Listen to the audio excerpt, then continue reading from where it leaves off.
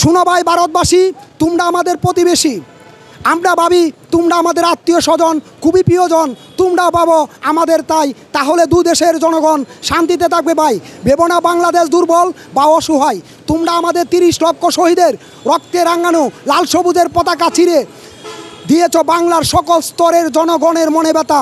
আর কখনো তাকাবে না বাংলাদেশের দিকে বাঁকা চোখে, তাহলে বাংলার দামান ছেলেরা তোমাদের সাথে দেখা করবে যুদ্ধের মাঠে। আমরা চাই দুদেশের শান্তি, আশা করি তোমরা চাইবে না ভাই অশান্তি। তো আমি আমাদের প্রাণপ্রিয় নেতা তারেক রহমানকে নিয়েও একটা কবিতা লিখছি।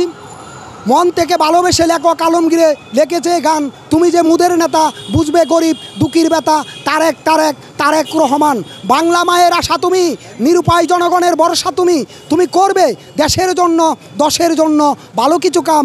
তারেক তারেক তারেক রহমান, দেশমাতা খালেদা জিয়ার ছেলে তুমি, স্বাধীনতার ঘোষক শহীদ জিয়ার সুপুত্র তুমি। রাখিও বাবা মায়েরই নাম তারেক তারেক তারেক রহমান। ব্যর্থ প্রধানমন্ত্রী শেখ হাসিনা ডিজিটাল সোনার বাংলাদেশ গড়ব ঘোষণা দিছিল। উনি তো ডিজিটাল বাংলাদেশ কীভাবে গড়তে হয় উনি জানেই না। তাই ডিজিটাল বাংলাদেশ বা উন্নয়নশীল বাংলাদেশ কীভাবে গড়তে হবে আজকে আমি আমার একটা কবিতা দিয়ে বুঝিয়ে